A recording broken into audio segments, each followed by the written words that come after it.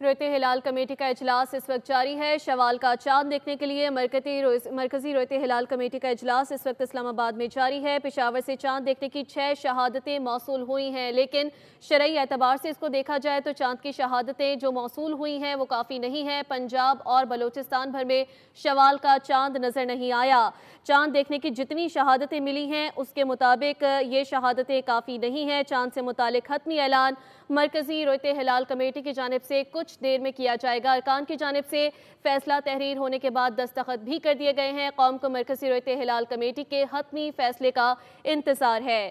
اسلام آباد میں اجلاس جاری ہے۔ مرکزی رویت ہلال کمیٹی کے ارکان کی جانب سے تحریر فیصلے پر دستخط کیے جا چکے ہیں۔ فیصلہ کچھ ہی دیر میں سنایا جائے گا۔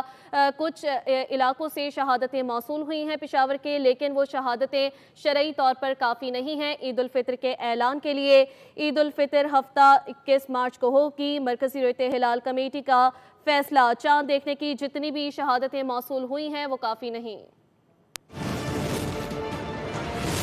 تو ظاہر ہے آپ نے اس کا پہلے بھی حوالہ دیا ہے کہ کون سے میجرز لینے ہیں، یوتھ کو کس طرح سے انگیج کرنا ہے، ساری چیزیں کرنی ہے، لیکن لانگ ٹرم پلاننگ کے لیے کیا بڑے 2-3 میجرز ہیں جو لینے چاہیے تاکہ جو نیکسٹ جنریشن ہے وہ اس سارے معاملے میں شکار نہ ہو دہشت گرد گروہوں کا؟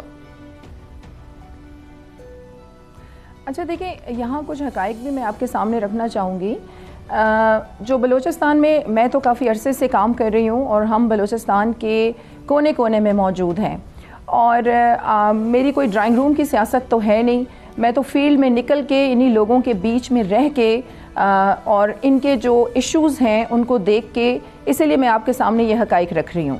دیکھیں، ہم ہمیشہ یہ بات کرتے ہیں کہ جی ہماری بچیوں کے جو ذہن سازی کی جا رہی ہے انہیں ڈائیورٹ کیا جا رہا ہے، ہماری یوتھ اس طرف جا رہی ہے یا وہ پہاڑوں پہ جا رہے ہیں۔ تو ہمیں بیماری کو اگر پکڑنا ہے تو ہمیں یہ دیکھنا ہے کہ اس کی جڑ کیا ہے، اس کی وجہ کیا ہے۔ تو اس کی وجہ یہی ہے، اور بہت بڑی تعداد میں جو ہماری یوتھ مایوس ہو رہی ہے وہ اسی لیے ہو رہی ہے کہ وہ بہت عرصے سے نگلیکشن کا شکار ہے۔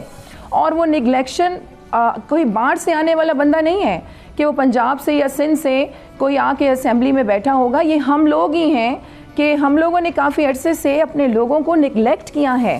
ہم نے ان کی جو امیدیں تھیں ان پہ ہم صحیح طریقے سے نہیں پورے اتر سکے۔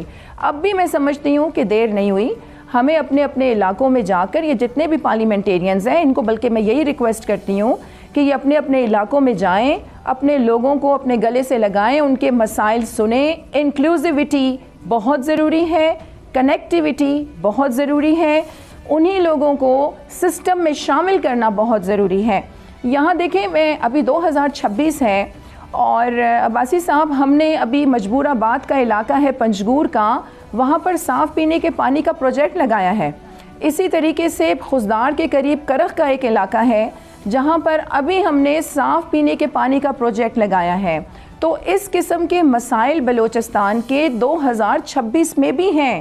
تو معاشی مسئلہ ہمیں جنگی بنیادوں پر حل کرنے کی ضرورت ہے۔ نو ڈاؤٹ یہ جو ہمارے جو سازشیں ہیں، اور جس طریقے سے سگار کی رپورٹ بھی ہمارے سامنے تھی کہ کتنے جو بلینز ڈالرز جا رہے ہیں افغانستان میں، تو وہ استعمال کہاں ہو رہے ہیں؟ وہ بلوچستان میں اور پاکستان میں انتشار پھیلانے میں استعمال ہو رہے ہیں، نو ڈاؤٹ۔ لیکن میں بار بار یہ کہتی ہوں، یہ مٹھی بھر لوگ ہیں ہمارے بلوچستان کے جو رہنے والے ہیں، چاہے وہ بلوچ ہیں،